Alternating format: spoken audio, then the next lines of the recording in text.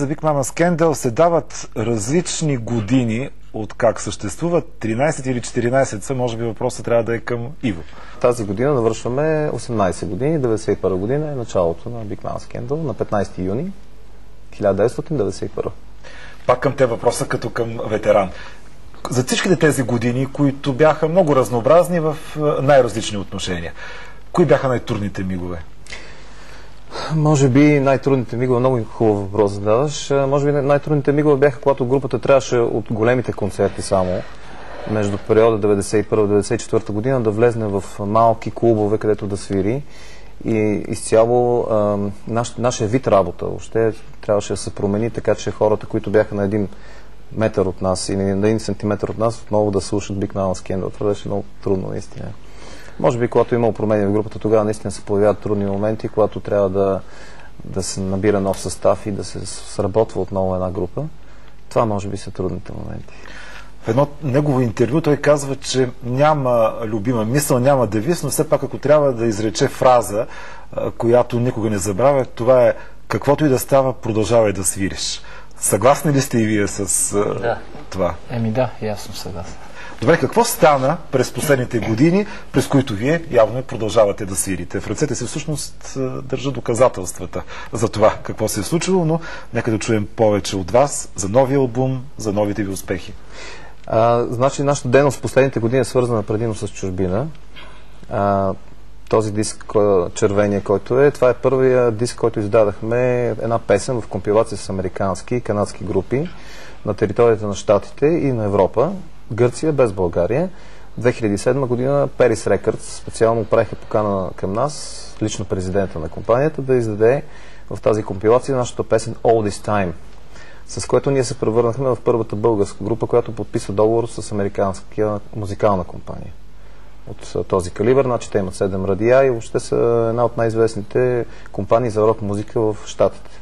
Съвсем наскоро поканихте приятелите си на премиера на новия си албум, когато не дойдоха.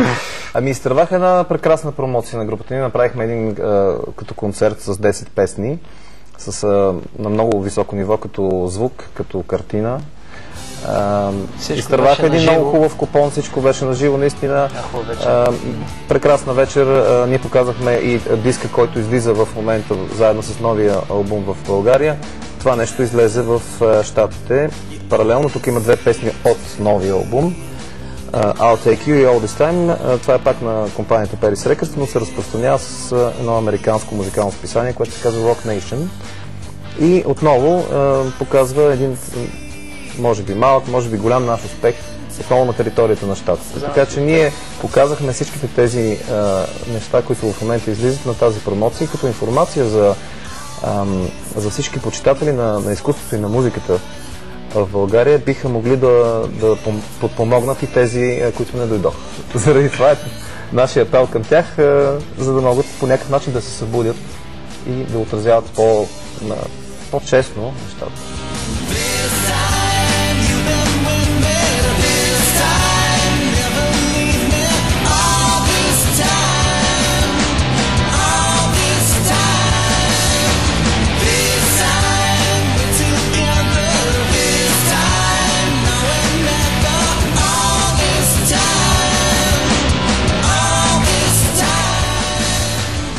Няма как, макар че много ми се иска, да изгоня темата за кризата от разговорите с моите събеседници. Как се усеща тя в сферата, в която вие работите, и как се опитвате да я преборите или поне да не я допускате в работата си, в ангажиментите си? Усмивки видях по лицата. Не, общо взето криза... Ние сме в криза от 20 години. То винаги си имало, особено в рок музиката, така. Винаги се усещал някакъв тип криза. Така че сегашната не ви плаши. Това нас много не ни вълнува и не ни плаши, да. Общо взето ние не се оплакваме от липса на участие, изяви и така нататък. Слава Богу. В криза ние сме добре, условно казано. Това означава, че имате и планове ясни за следващите си стъпки. Да. Нека да чуем какви са те. Ние по принцип планираме да започнем от с нови песни за един нов албум. Постепенно те не се... ще видим просто ситуацията, интонационната среда, не в България, навънка, как се развиват нещата. Имаме подписан договор за 1 година с английски пиар промоутър, които следят всяка наша стъпка. Всеки ден получаваме имейли от тях за реквести за различни радиа в Европа. Вече има около 15 диска, които са разпратени по радиа в цяла Европа. Имаме излъчване вече на 2 песни от новия албум по едно френско радио, Ария се нарича. И естествено, само да добавя и за кризата, ние свириме на живо. Така че, който може да прави това, който умее и добре го поднася на публиката, винаги ще има работа за него. Така че се надявам и за напред, нали, да продължим да правим това, което сме правили винаги. Свирене пред публика на живо.